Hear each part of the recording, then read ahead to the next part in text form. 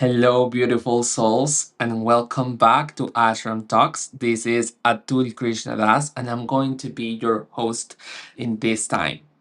So, today we will be joined one more time by the wonderful Krsnacandra Prabhu, and he's going to explore how God, Krishna, is eternal, just like our souls. But even though we're similar in that way, we will explore one of the main difference between our soul and Krishna, being that he has many incarnations while we are trapped in this cycle of death and rebirth, and how we explore these different incarnations. And in order to do that, Krishna Chandra is going to base this session not only on Bhagavad Gita, but he will also be using some verses from the Brahma Samhita and the Srimad Bhagavatam. He will also is going to be sharing some personal experiences, and we will discuss a little bit how every single thing that we do in our life for our spiritual development is not lost, even as a small little seed, because everything carries on in the next one, and hopefully for everybody listening this time is going to be the last time that we are in this material world. Hello, Jai. Krishna Chandra. Jai, thank you so much, Atul Krishna Prabhu. Thank you for the very, very kind introduction. I always feel like a very warm welcome here, and I really look forward to speaking to everybody. And without further ado, I will get started. I will pray via the Mangala Charn, and then we will speak the verse. Thank you, everybody.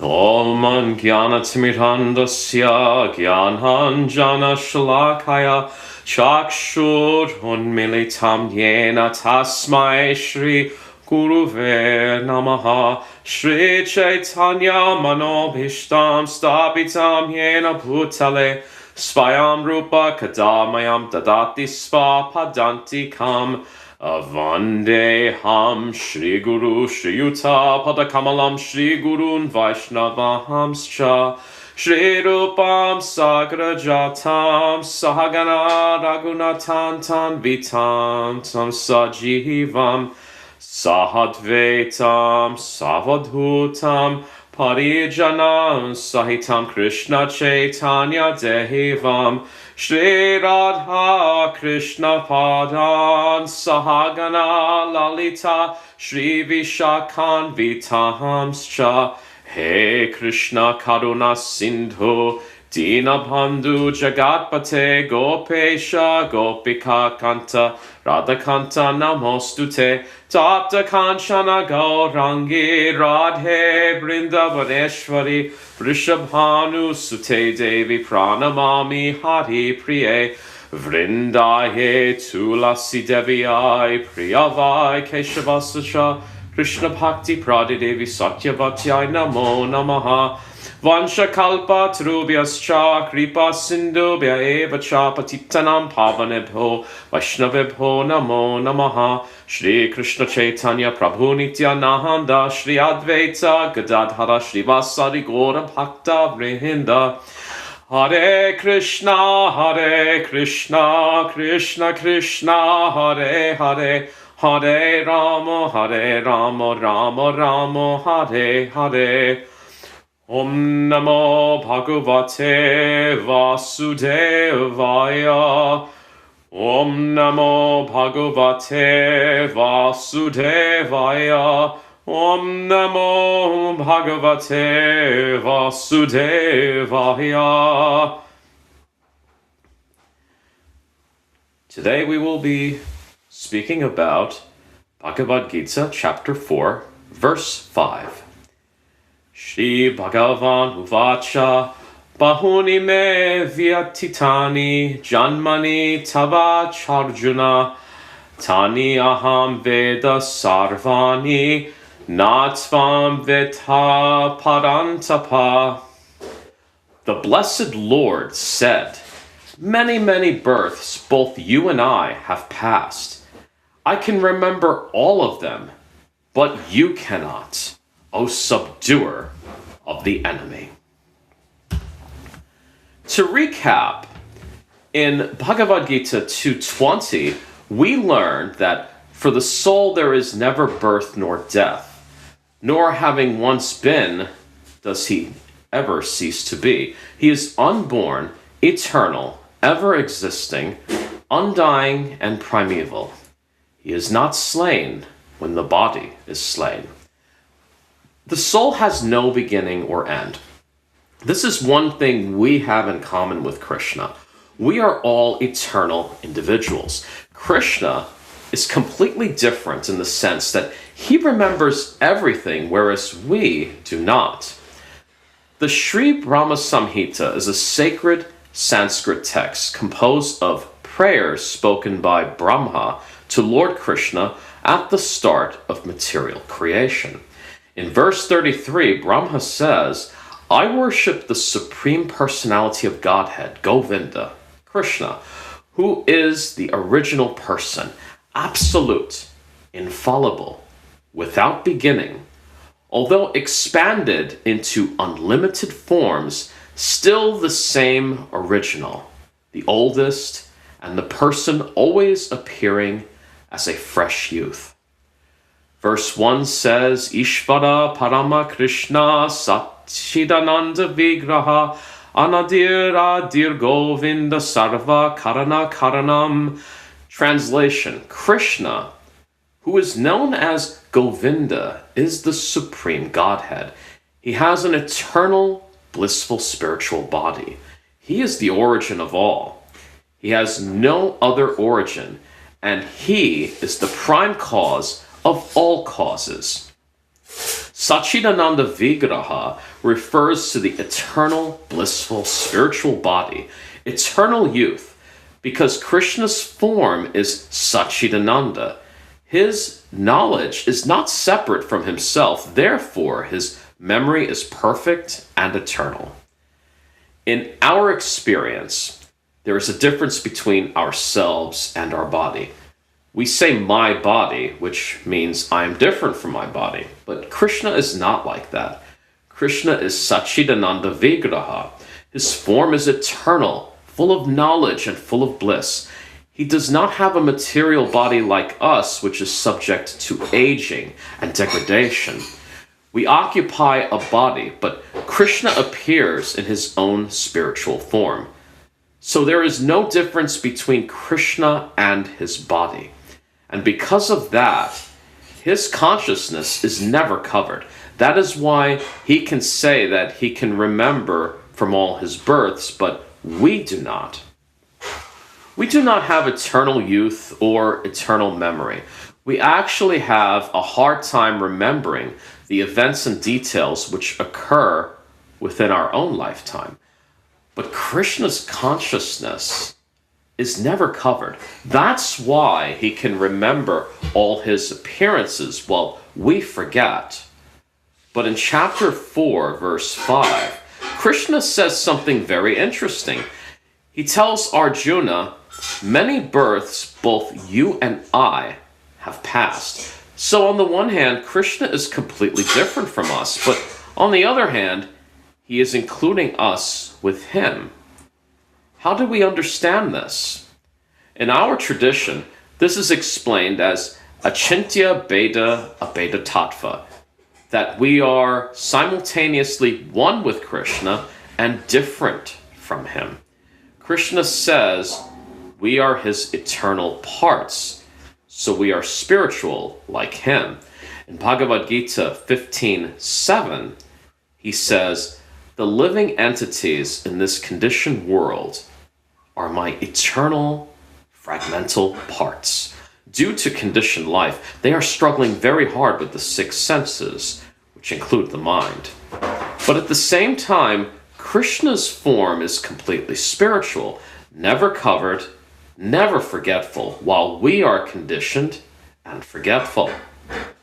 So, we are one with him in nature, but different from him in position. infinitesimal fragments of the Supreme.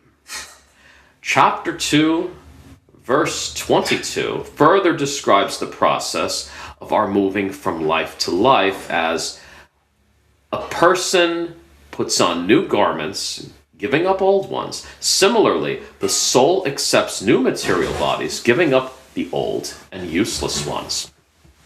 As we leave our old garments behind, we put on new garments. And in that process, we forget everything that we have come to know in this life.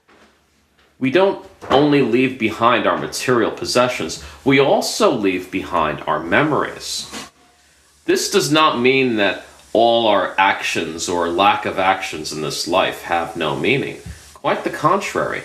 Our actions in this life become karma and samskars that will change the nature of our future lives.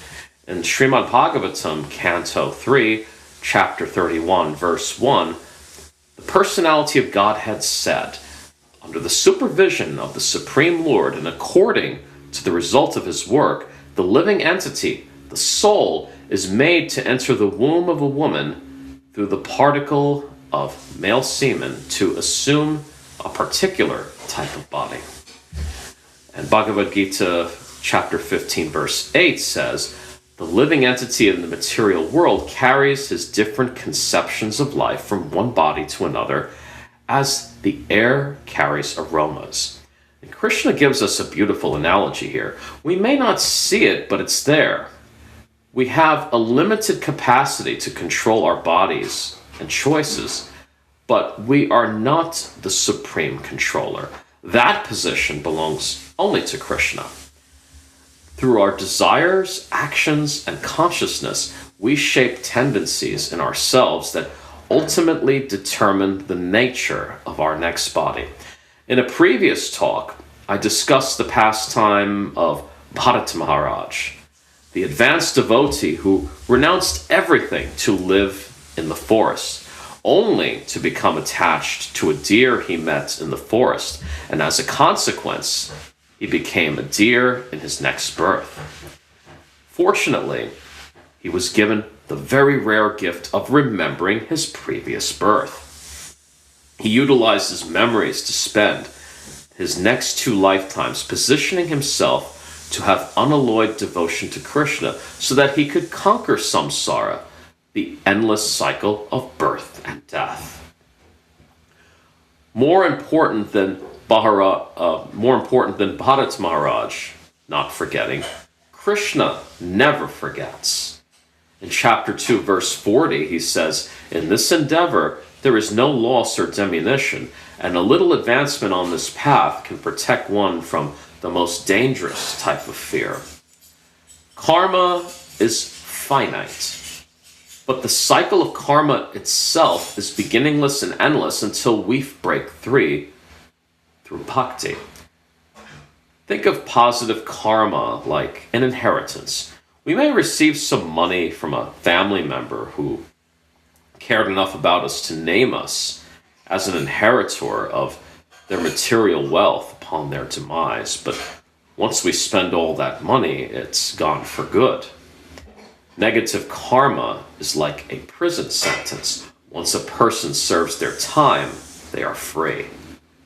According to Bhagavad Gita, chapter 9, verse 21, even if we rise to heaven through good karma, it's temporary.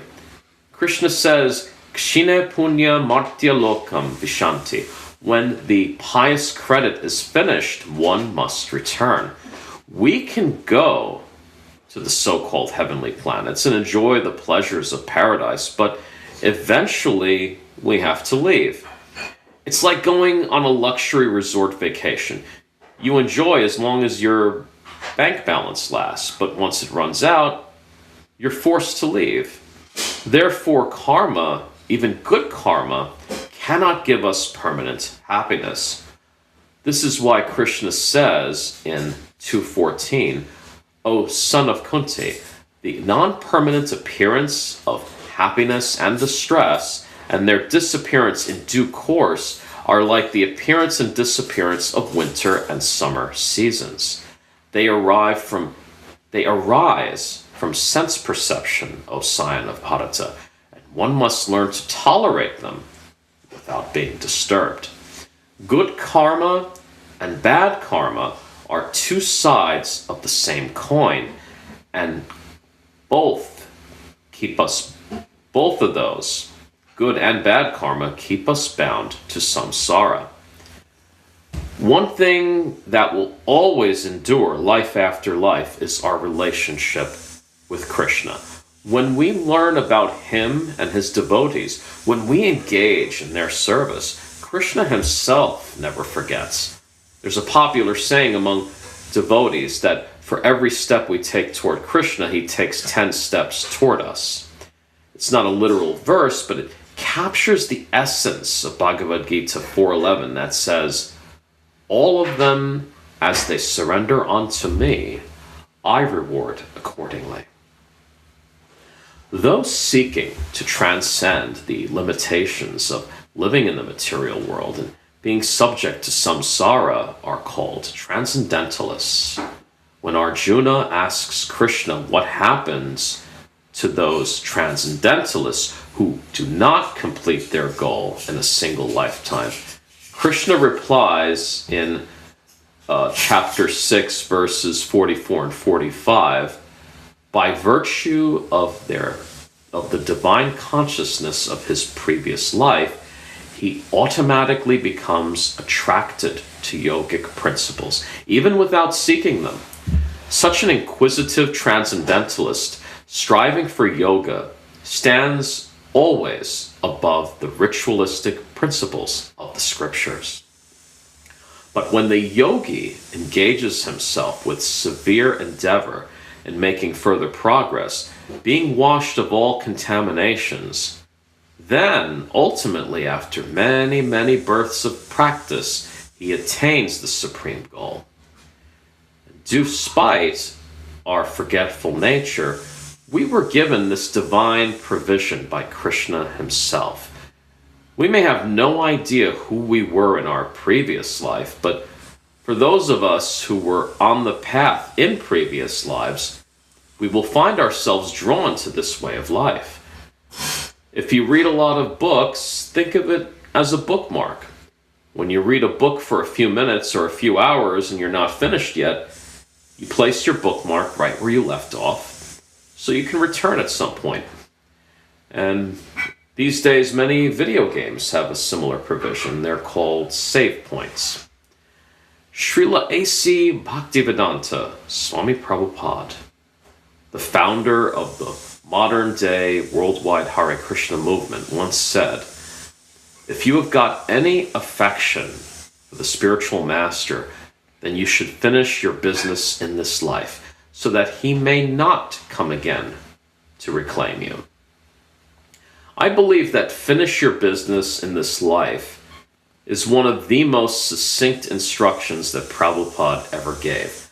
On the one hand, yes, the mercy of Krishna is that we will not lose our spiritual progress. It will eternally endure. Think of it as the indestructible bookmark. The mercy of our Guru is such that our Guru will not abandon us. It's also good to have faith in these loving provisions, but we should not take them for granted.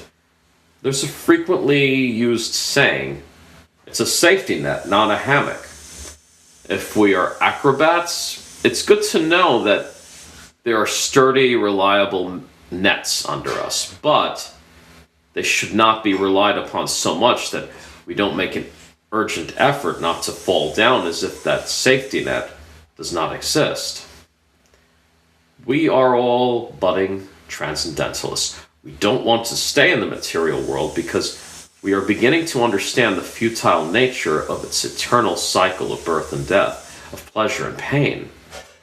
As a young man who had just started the path of bhakti, I remember thinking from time to time, I don't think I'm going to make it in this life. I'll probably have to be born in the material world one more time.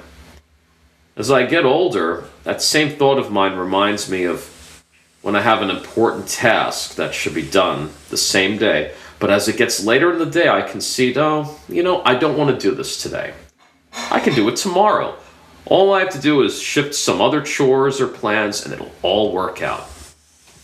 And many times when we apply this thought in our lives, inevitably some unforeseen circumstance happens the next day. It could be a serious emergency, or it could be that a friend called or messaged you and you're on the phone with them for the next 2 or 3 hours. And then that same task you had earmarked for the next day can't be done anymore. I wish to share with you all a verse from the Old Testament of the Holy Bible, chapter 9, verse 11, book of Ecclesiastes, otherwise known as the Kohelet in the Torah. I have seen something else under the sun. The race is not to the swift or the battle to the strong, nor does food come to the wise, or wealth to the brilliant, or favor to the learned, but time and chance happen to them all. Now, from a Vedic perspective, nothing is truly happening by chance. Everything is under divine supervision, but from our limited human experience as a conditioned soul, life often appears to be unpredictable, and karma can beguile us when we see it even to ourselves or to others. There are just so many variables, and we as human beings can never truly understand how all these things are happening and the cause. And once again, in Bhagavad Gita, chapter 6, verse 45, Krishna says to Arjuna about the transcendentalist who did not succeed in one lifetime. Ultimately, after many, many births of practice, he attains the supreme goal. Now, notice Krishna did not guarantee swift transcendence in that situation. Even Bharat Maharaj, who was very far along his path, had to wait 2 lifetimes, and he was given the rare boon of remembering his past births. Krishna remembers everything, and Krishna is also very patient. He has all the time in existence because in chapter 11, verse 32, the blessed Lord said, "Time I am, destroyer of the worlds, and I have come to engage all people." And chance can be as gracious and welcome as Lady Luck, or frightening and unwelcome as death personified. The material world is completely unpredictable. If we can't safely predict the consequences of taking a task that we can do today and putting it off until tomorrow, we have absolutely no clue what will happen if we don't give our spiritual development top priority. I want to take a little time to talk about my own spiritual journey to illustrate the point. As I look back at my own lifetime, I'm 47 years old right now. I'm not elderly, but I'm not so young either. I marvel. On the one hand, I've been subject to a fair amount and variety of trials and tribulations, including the destruction of a lucrative family business and the premature death of my mother. But on the other hand, I've also been subject to a great deal of mercy and love. I was curious about spirituality for as long as I can remember. My mother had Catholic roots, and my father was raised Muslim. I had desires to explore both these faiths as a young person. I was baptized and confirmed in the Catholic Church, but I also explored Shia Islam and Sufism as a teenager. I had once visited a Hindu temple near my home at age 16, and while I felt drawn to it, I ultimately did not feel like I could go regularly and consider it my congregation. It was Sanatana Dharma, but I could not identify with it at the time. And when I became a young university student in Hawaii, I developed a crush on a woman my age who was a devotee of Krishna. And I started to read the Bhagavad Gita, not because I wanted to change my spiritual beliefs at the time, but I thought to myself, if I'm interested in a woman, I should try my best to understand her faith. Coming from interfaith parents myself, I saw how this understanding could benefit. And sometime after that, I took a vacation and I stayed at a Krishna temple that was renting rooms because it made economic sense and my intellectual curiosity about Krishna consciousness was brewing. I attended Mangalarti at this temple every morning. That's a ceremony that takes place very early in the morning before sunrise. And I woke up very early. I loved the melodies of the songs that were sang during Mangalarti.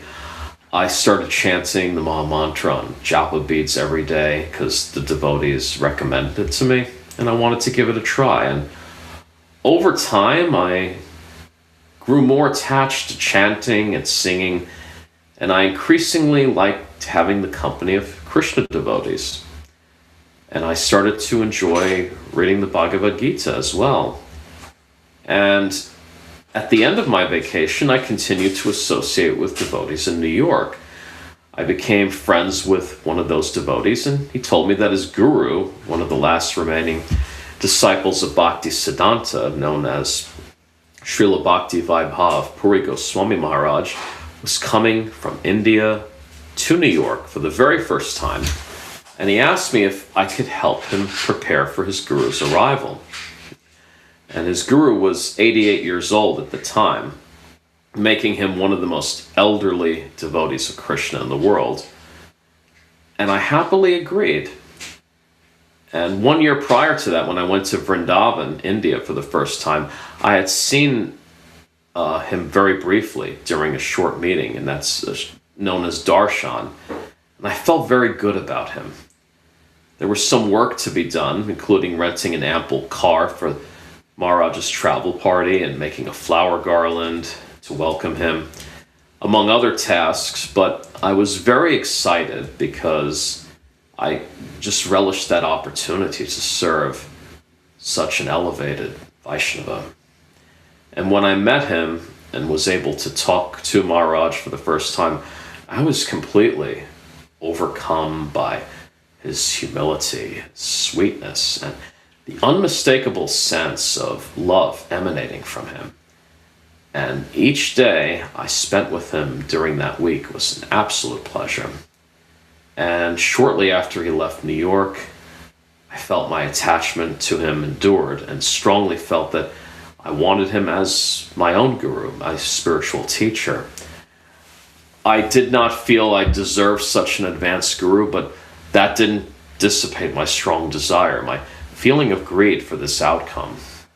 And my mother had the good fortune of meeting him, and she too was overcome by Maharaj's sweetness, his kindness, his humble, loving demeanor, and he encouraged her to repeat the Hare Krishna Maha Mantra after him, and she did it in tears. And despite the fact that she was raised Catholic, she actually encouraged me to go to India and to become a student. Since I wasn't working at the time, she even raised the money for me to travel to India. And for the next 3 years, I spent 2 to 3 months each year traveling with my Guru Maharaj to Europe, Mexico, throughout the United States. Simply put, it was the best time of my life. I had the good fortune of spending much time with my Guru Maharaj. Morning, noon, and night, he always embodied the humble, dedicated nature of a pure devotee of Krishna. At almost 90 years old, my Guru Maharaj gave 2 classes per day. We had darshans where devotees could speak to him directly. And I was the youngest person of that small traveling party. And my Guru Maharaj daily inquired to me directly about my well-being. He always asked me if I had taken prasadam. Prasadam is food that's offered to Krishna. And one evening when we were in Alicante, Spain, my Guru Maharaj once again asked me if I had taken prasadam. And in the next moment, he went to the nearby kitchen and rummaged through the pots to ensure that I too had a plate of prasadam, despite the fact that he could have asked a much younger devotee nearby to prepare a plate for him. And I was just completely overcome by his humility and genuine care for my well-being. Even after he stopped traveling, my Guru Maharaj's example and his care for me was forever branded in my heart. And despite this indelible impression made upon me, I've faced many obstacles and distractions for the past 20 years. I felt the need to protect and be present for my mother, who had been through a very acrimonious divorce, and I also felt the need to pursue higher education further for a better career. I had to also assist in a lucrative family business, which was ultimately lost. And that loss was not only financially devastating, but it was emotionally devastating. And I felt as if we were robbed and the perpetrators got away with it. It's one thing to say bad things that happen are your karma, but to fully embrace that reality for one's own self, that's more difficult. And by that time, my Guru Maharaj had already passed from this material world, and was doing my best to serve him and learn from him in separation and to follow his example. And it's part of the process, but it's not as easy in practice when one's guru. It's easier in practice when one's guru is present in the world, but it gets more difficult once they're gone. And I'm embarrassed to tell you all that it had become so devastating and overwhelming to me that I stopped chanting the Maha Mantra. I stopped studying the Bhagavad Gita. But a few short years had passed since then, and something interesting happened. During the time of COVID, a friend of mine wanted to start an informal band on Zoom, and he asked me if I could play a musical instrument.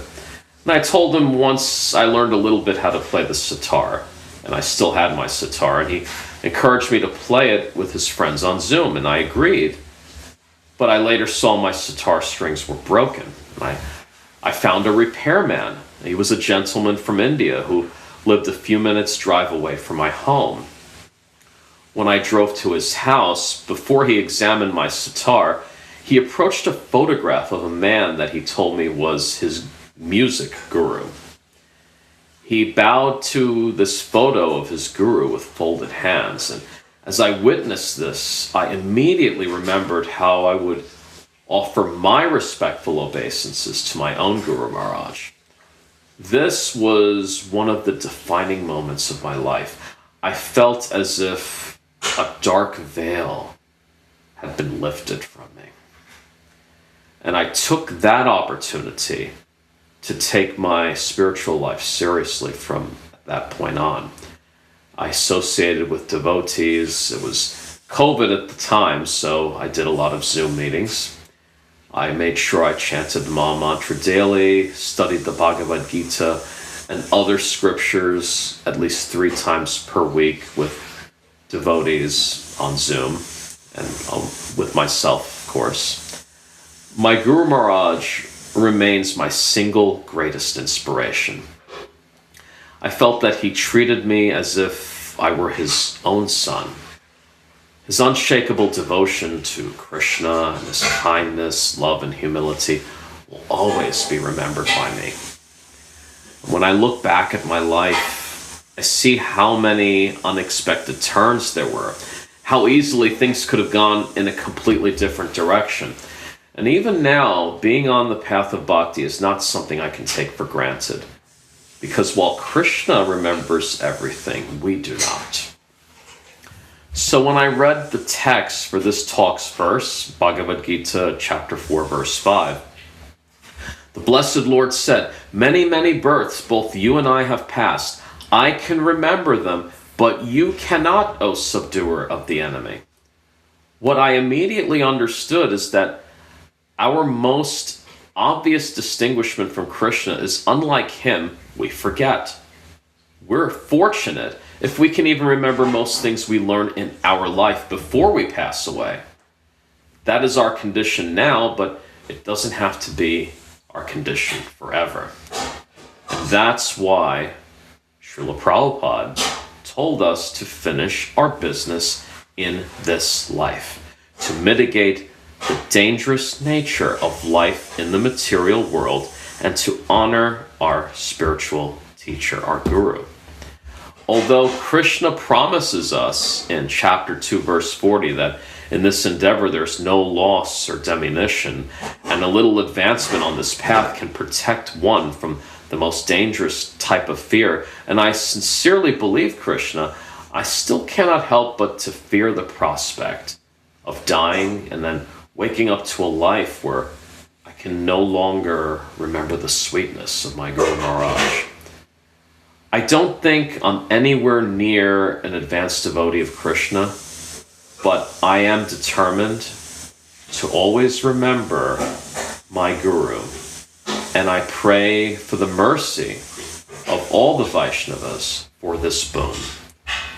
I thank you all very much. Thank you for listening.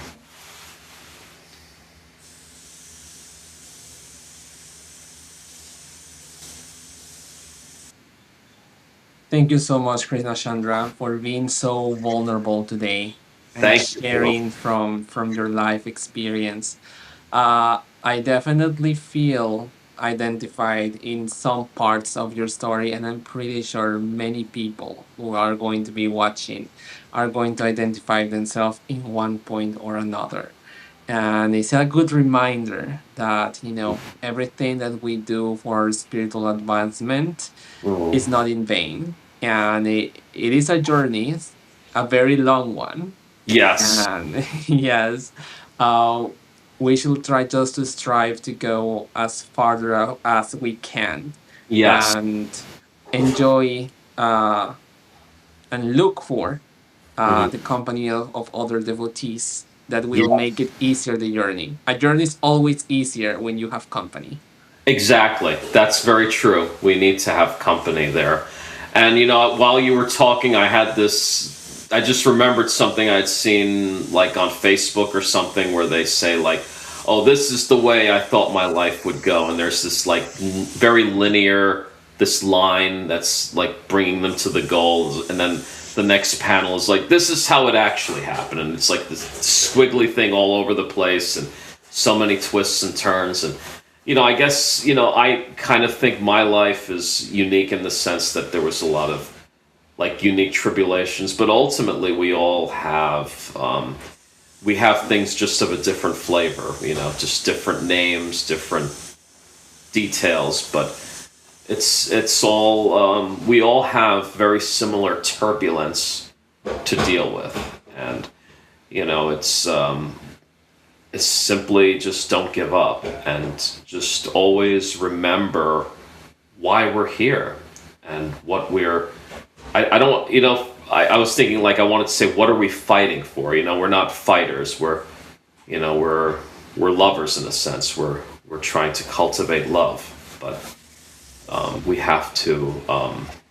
We always have to keep that perspective and just remind ourselves why we're on this journey, why we're on this path. Definitely. Thank you very much. And thank everyone who was in here live. Thank you, Colleen, so much for being here as always. And everybody, if you're interested, remember that we have always Ashram Talks every Monday at 7:30 p.m. and every Thursday at 8 a.m.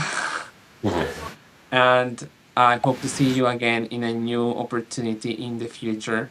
Have a wonderful day, everybody. Hare Krishna. Hare Krishna.